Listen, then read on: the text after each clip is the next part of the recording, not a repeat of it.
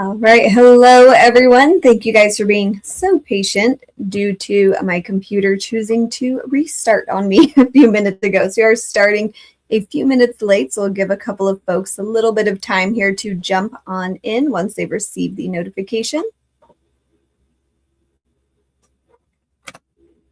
All right. Let's see.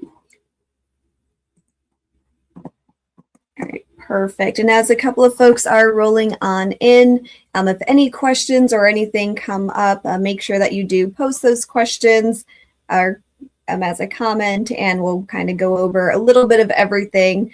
We'll review some of the information fairly quickly and leave a lot of time at the end as well for Q&A.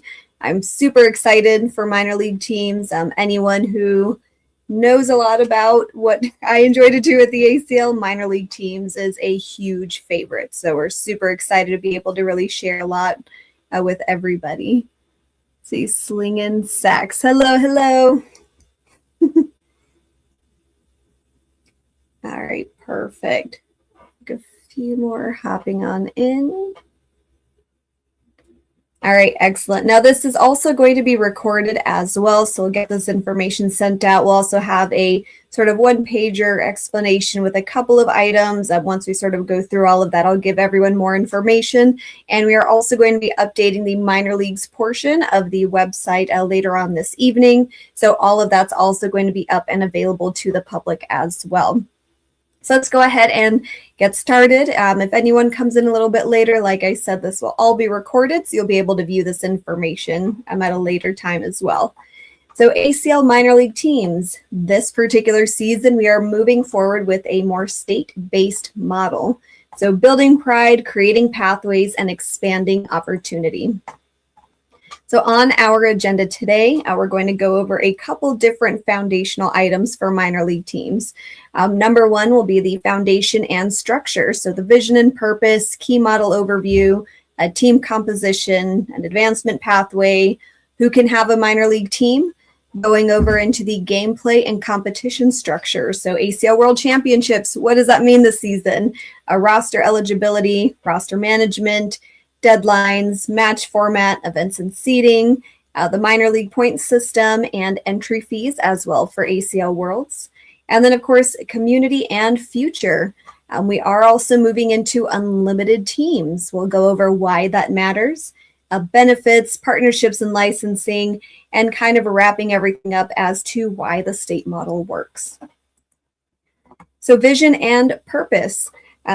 The biggest vision of minor league teams for the last couple of years has really been to figure out how is it that we can expand minor league. The biggest part that we did was start on a very small scale. And with that, we only allowed 4 teams for every 1 pro team in terms of eligibility. Now, as you all know, pro teams has definitely had a crazy amazing expansion this past season.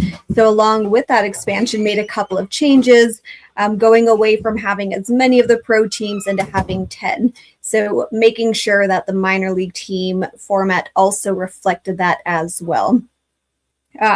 So same thing with that, building state pride, rivalries, identity, things like that for players at every single level. It is creating clear advancement pathways for players and removing any financial barriers while increasing any long-term sustainability. Excellent. All right, now for the state team structure. So this is going to be unlimited teams per state. So anyone who is with minor league teams over the last couple of seasons, there was a lot of restrictions as to how many of these teams we were able to have and what it is that we could do. Moving forward with minor league teams, we are no longer going to be directly tied to ACL pro teams. So our minor league structure is not going to be determined based on what the pro teams sort of envision us to be. Now, teams are able to be created by clubs, organizations, schools, individuals, and every club will have the opportunity to field both an open team and a rec or comp team. So that way all players of all skill levels are going to be eligible to go ahead and play. Now for the team composition, so that's going to go with the roster size and requirements. We're going to do 5 minimum players per team with 10 maximum players. So that is going to be at the state level allowance. Now all players must hold an ACL Platinum membership. And those who are eligible to compete, they can do it at regionals or scheduled team events. Depending on what that state director or whoever it is that's going to be organizing this is going to have the ability to sort of make those decisions for that particular state. Now, if they do decide to run these events either at regionals and sort of make them these really sort of long-term kind of scheduled events, they can definitely do so. Now, those would be used for ranking and for seeding. Now, there will be at the end of the season for every state, either at the state championships, they will have a team event, or deciding on a one-off just club team championship. And that one could be seeded just through round robin. And we'll go over a little bit more of that as well later on. Now, for the advancement pathway as well, multiple different ways here. So again, competing in regional team events, to earn your ranking and seeding, advancement into state championships. Now the state champion, so whoever earns their right to the state championship or at the one-off event, will earn the right to represent their state at the ACL World Championships. So a little bit different than in years past where we ran all of our events at Opens, and then at the end of the season, part of the field would then in the championships while the other part would be eligible for a consolation bracket. This time it is just whoever it is that wins that state championship will earn the right to represent their state, which is incredibly exciting for this season. Now for the World Championship opportunity, again, we are going to have a main bracket.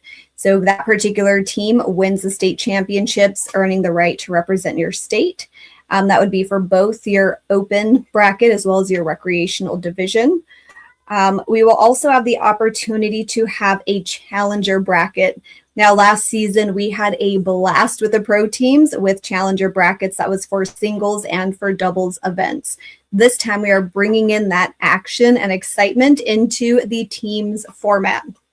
So any team that did not qualify, maybe they came in second, third, fourth, maybe they came in last place at state and they said, you know what, we're all attending the World Championships. We want to be able to compete to try to earn our way into that main event. Here's another opportunity in order to do that.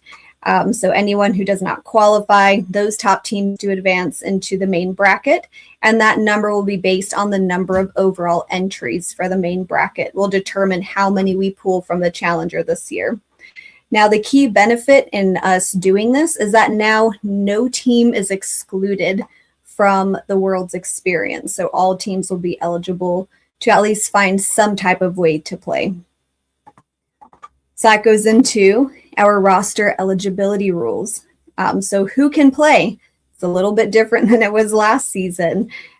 Same thing that did carry over is all ACL members with a platinum membership or higher are eligible.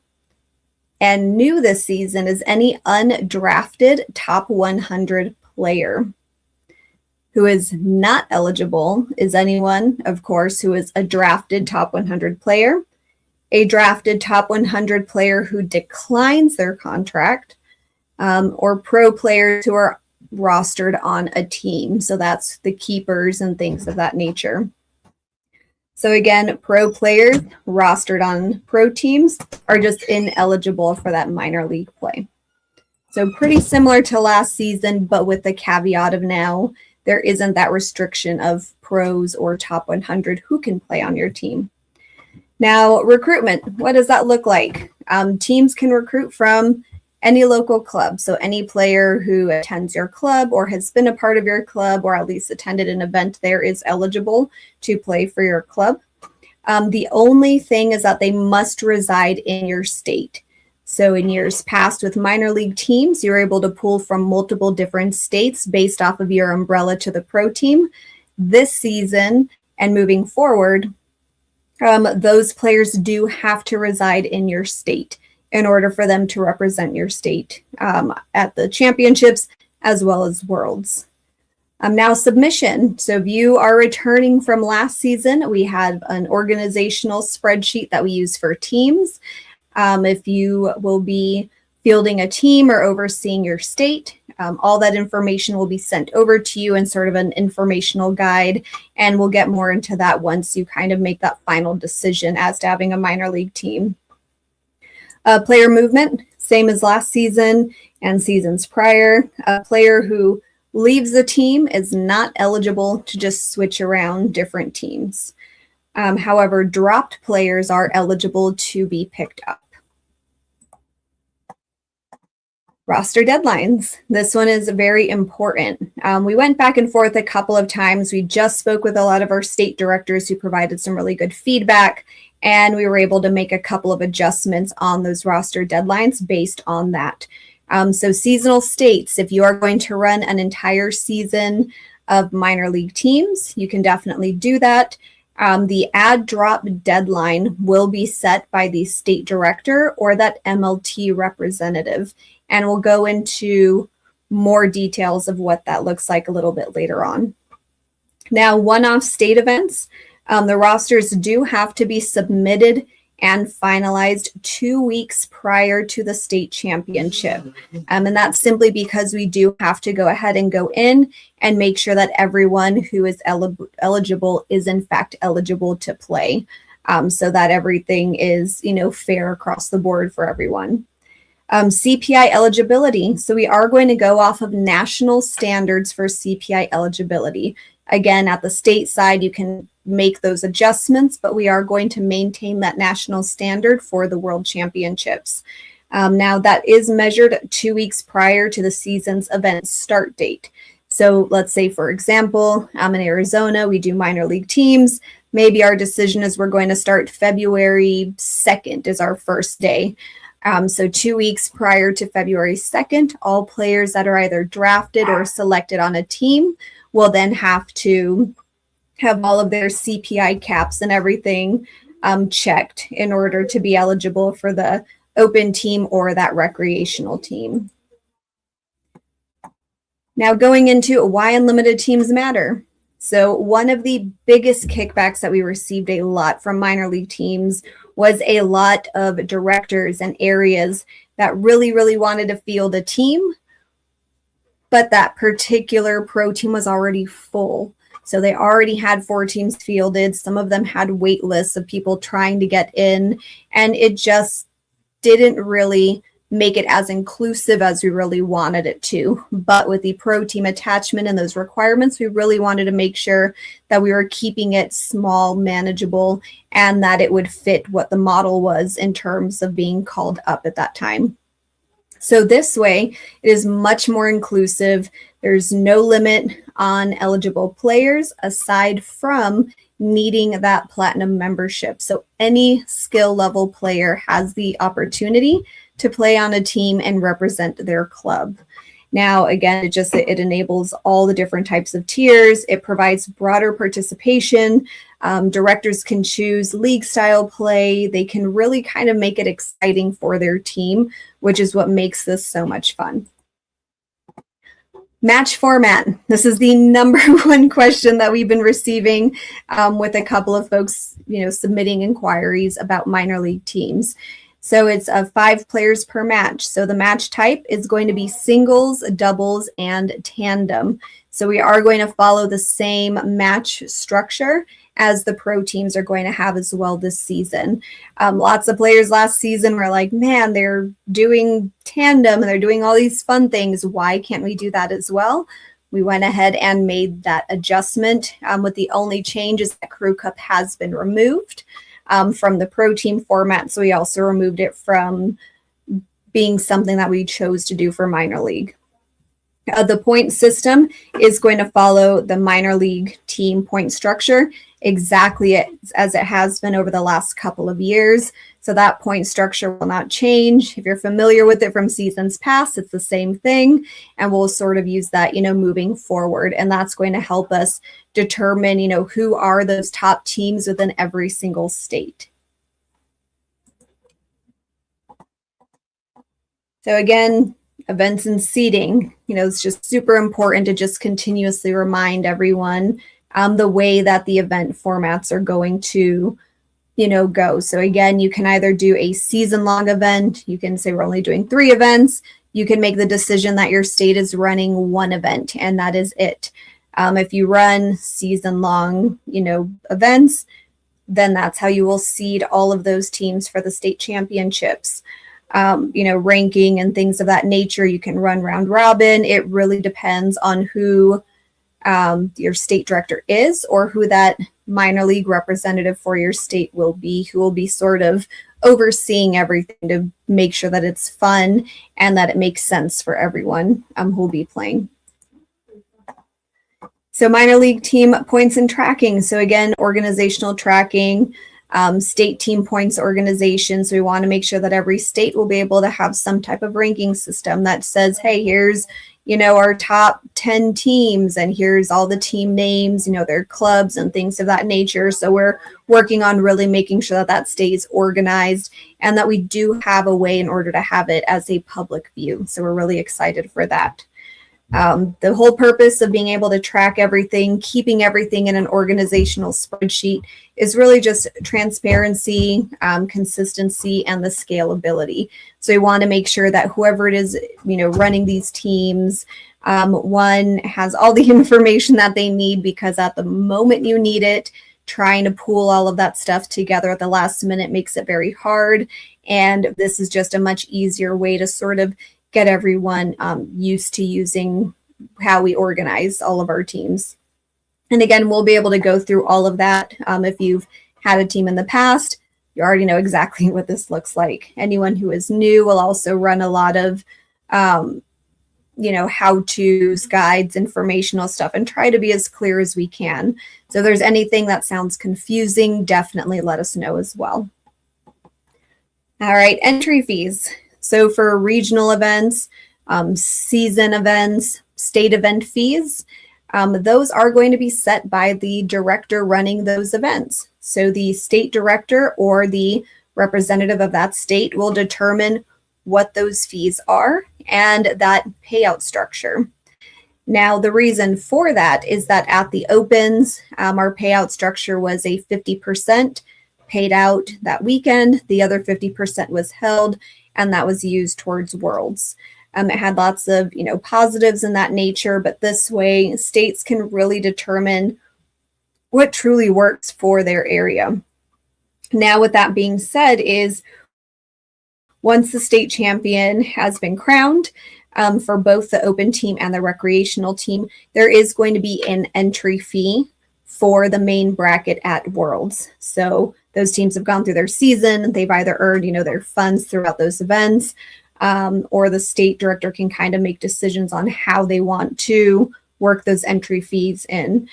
For the open team, it will be a $750 entry fee that covers the entire team.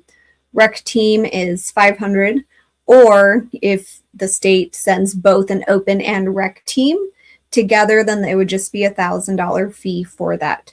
Now, any other additional team who does not win or make the main bracket, they can play in a challenger bracket as well at Worlds, and that is $250 a team for any team who maybe didn't qualify as one of the main champions of their state.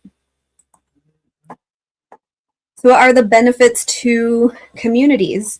So again, it's barrier-free entry.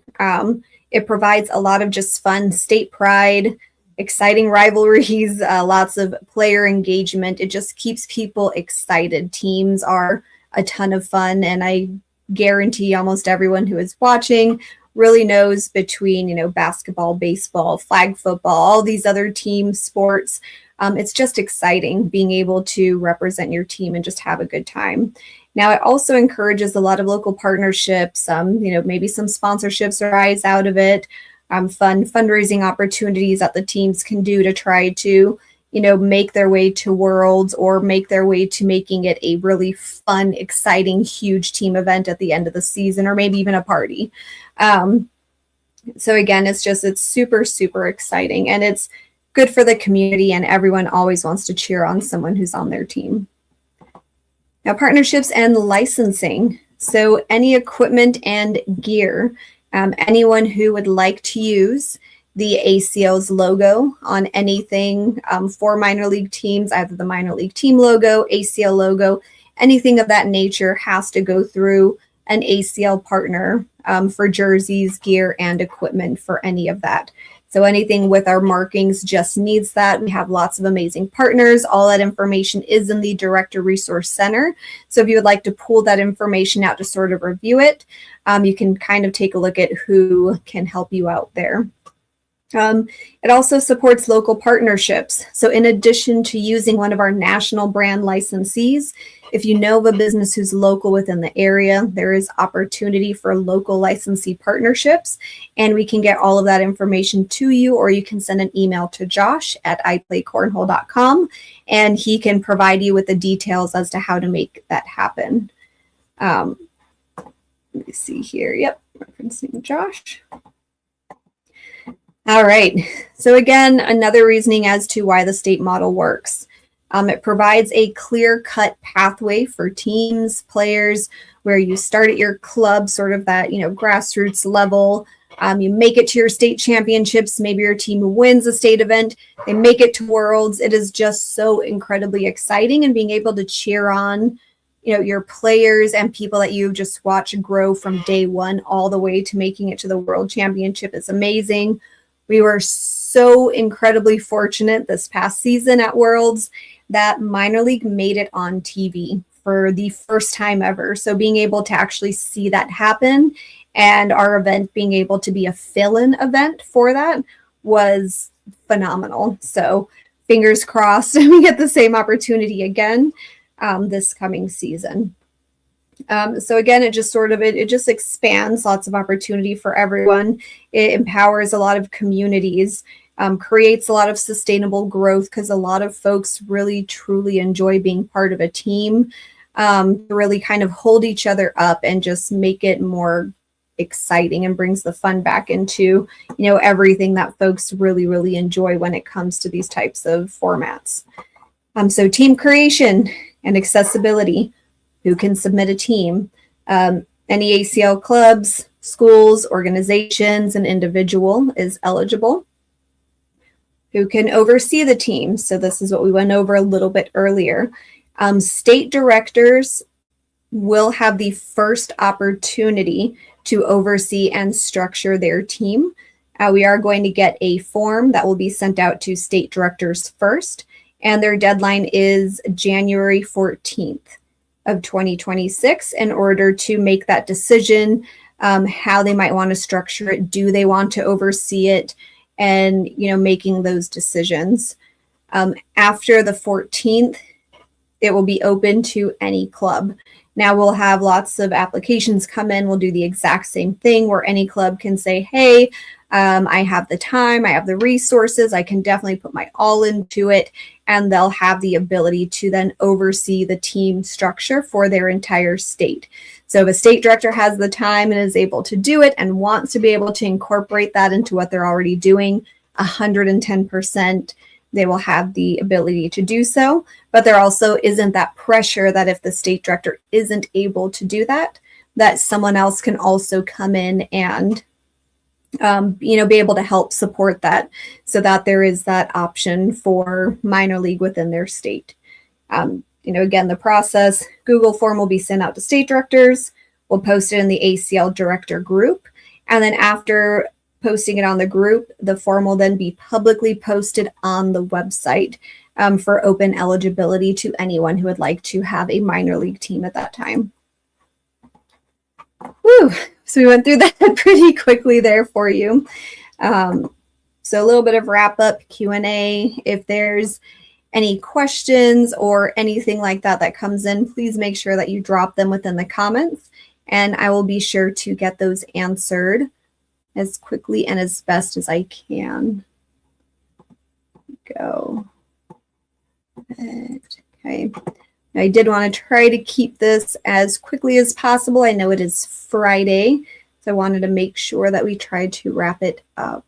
Let me see.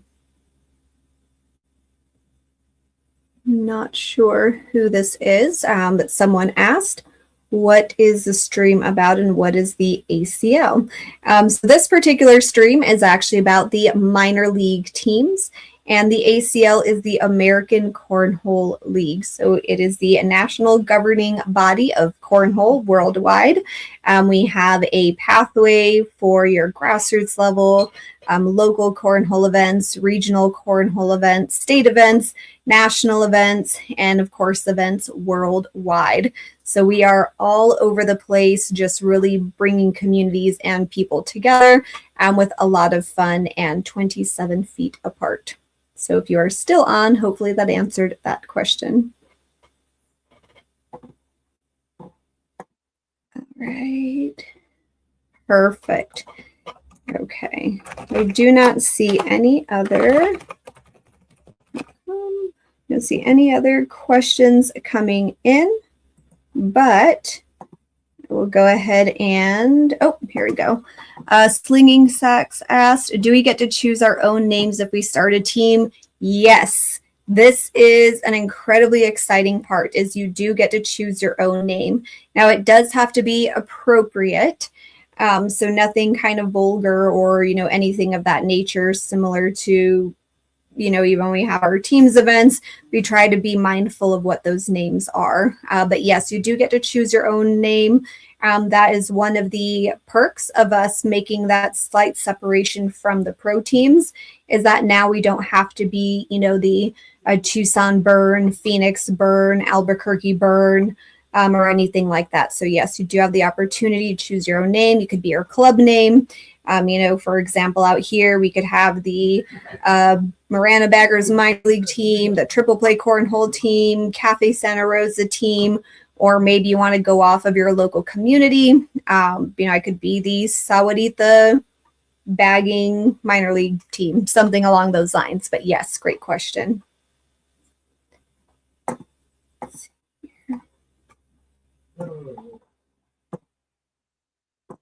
All right, perfect. Well, thank you guys again so incredibly much. I know it's a Friday, but any additional questions, feel free to send me over an email. I'll be happy to answer anything else moving forward. You can send me a note on Facebook, but it might not be the quickest way to get a response. So anything through that email address, athena@iplaycornhole.com.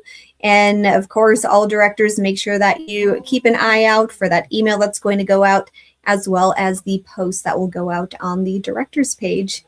But other than that, thank you guys again so much, and enjoy the rest of your day today. Bye-bye, everyone.